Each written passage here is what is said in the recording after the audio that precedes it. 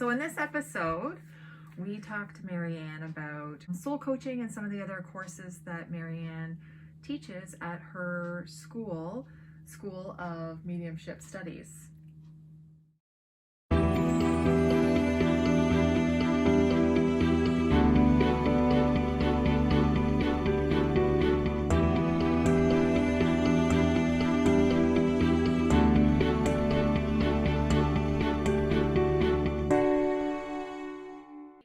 So hi everyone, we're back with Marianne Kennedy for part 2.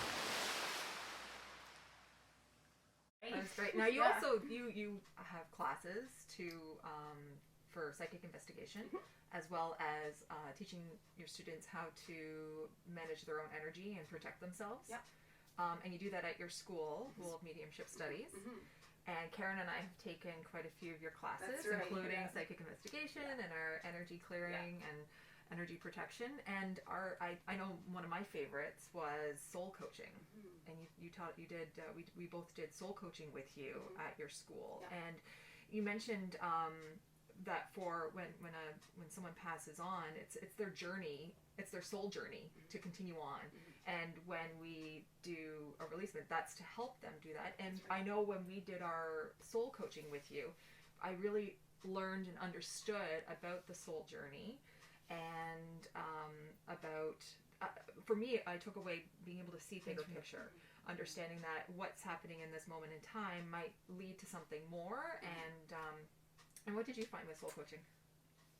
Well, just looking at things from a different perspective, maybe not necessarily a bigger perspective, but definitely from a different perspective. Mm-hmm. Sure. And it has helped us in so many ways with understanding that what we're going through isn't like, it's not the universe working against us. That's it's right. not it will lead to something. It really helped me trust that whatever I encounter, whatever I'm doing, it will lead to something. Yeah, and I think that, soul-based coaching is, one, it's not a spirit-guided process. It's not psychic-based. It's not intuitive-based, although intuition is a part of developing consciousness. But it's important, that, because I think that the term soul coaching over the last couple of years has gone in all kinds of directions. And so sometimes it's hard for someone to understand what it really means, at least when they're coming to work with me. And, I've done a number of interviews and podcasts about soul-based coaching and what that's really about. But, one thing that it's not is that it's not a transcendental process. It's not a bypassing process. It's not, okay, I'm a physical body having this, but I'm not a physical body. I'm a soul. But really, you're both, right? We're both. We're not just a soul. We're not just a physical body. We're both. And soul coaching in the greatest sense is really bringing us into right relationship with ourselves. And that includes the shadow aspects of ourselves. It includes the parts of us that are ugly, parts of us we don't want to touch, the experiences that we've had that wound us. It's really about delving into those spaces and not bypassing them, not avoiding them. And there is learning involved. So when Dawn says, this is for something, sure, like the eventual space that we usually, tend to arrive at some point is, not necessarily to be able to say this, I can see why this occurred because it eventually brought me here. We might be able to get to that space. We might even actually become grateful for that initial circumstance or situation, but we may not, and that's okay because you don't have to. But what we're really saying is, if I can get to that space, great. If I don't get to that space, can I, through a process of learning and understanding and being tender and loving and kind to myself, becoming more powerful, more loving, and more intelligent in my life, which is becoming more soul-like. What I should be able to do, or what I would be able to do, is I'd be able to say, okay, what out of this circumstance, or out of this situation, can I take to become more soul-like, more loving, more powerful, more intelligent? Even though I would say, maybe, I wish this never happened, okay?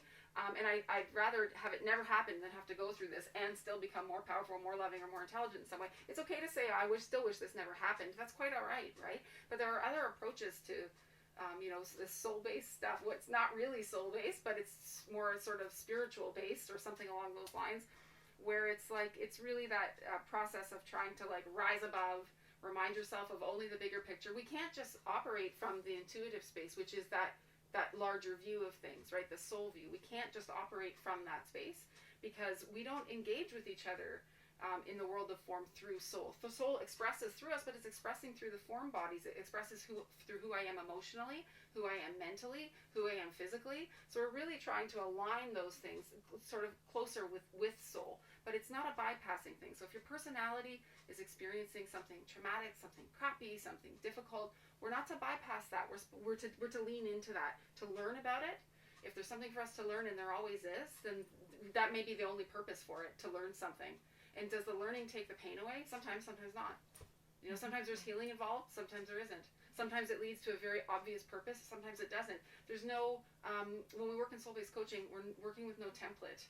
So everyone is an individual experience. It's really about consciousness. And that's maybe another discussion for another day. And I know it's a big thing to sort of wrap your head around, but the folks that I've worked with in soul-based coaching, for the most part, 100% of students that sort of work through the process, because we have to arrange it in some particular way. So some folks, go through the program, basically all of them have had incredibly radical life-changing experiences.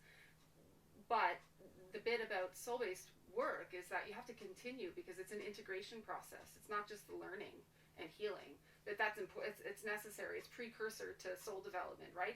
So you can learn something about yourself or about the world or about your journey. You can learn something about other people, about life. You might do some healing in that way. But it doesn't really change who you are until you integrate that learning into how you show up in this world, how you show up for yourself. And that continued integration has nothing to do with the teacher. It's always, it's on the person doing the work to continue the integration, to continue the learning and continuing to integrate. And that, that occurs over your entire life, and indeed over many lives. It's never a place you arrive at and you say, I'm done. It's not like that. Although you might see that in the world, but it's really not something to buy into. Right, and you kind of teach us how to come full circle and learn how to integrate.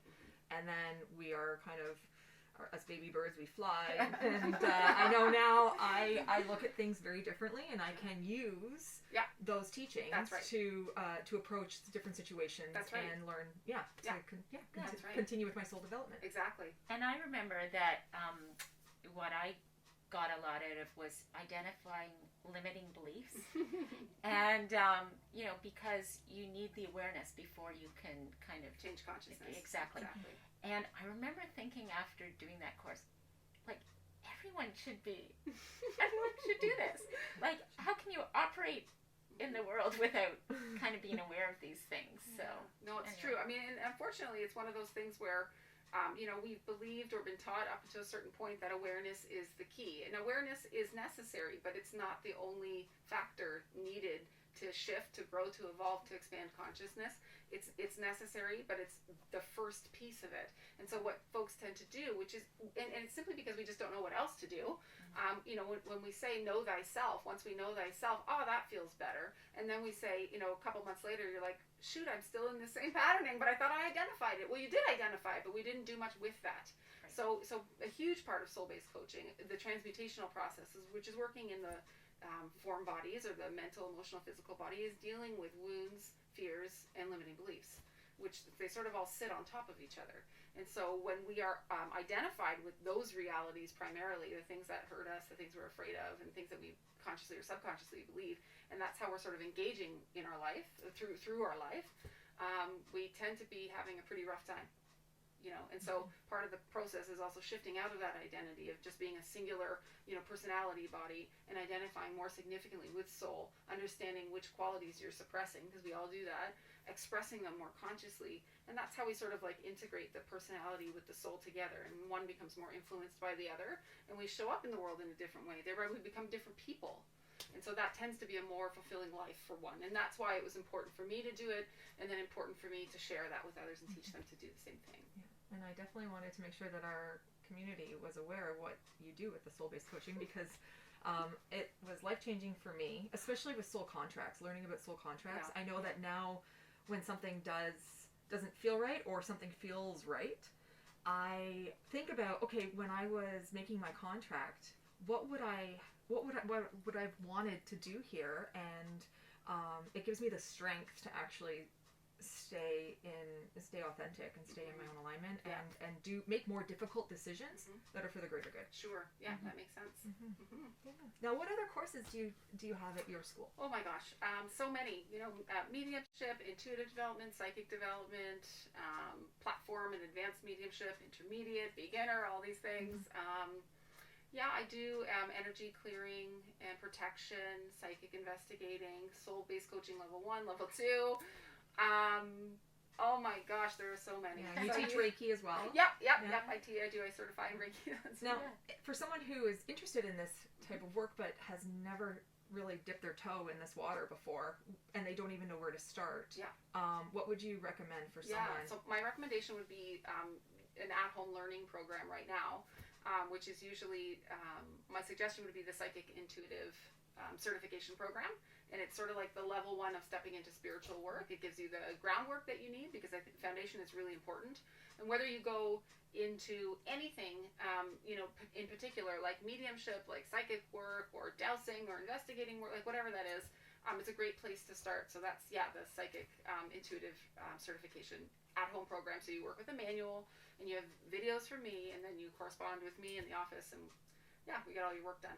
And a little bit of homework, right? There's homework, there's case studies, there's stuff that you have to do. Yeah, and that's why it's a certification program. It's really important for me, and you guys know, I want to work with people that are ready to do the work that they choose to do, and so I don't lightly graduate people from programs, so they have to demonstrate that they're doing good work, because I think that there's a lot of poor work that goes on in the realm of psychic mediumship work as well. And so it's important that when you do the at-home programs, that's right, you have homework, and then I have to audit that to make sure that your work is good. But it's not, you're not doing it on your own. If you're missing something, then I'm there to assist you and redirect it, and you redo, and then we, because it's all about your learning. This is what it is. Yeah. Well, thank you so much. I highly recommend checking out Marianne's website and Facebook, and we will include links below. So thank you so much again for being here with us, and we'll see you all again.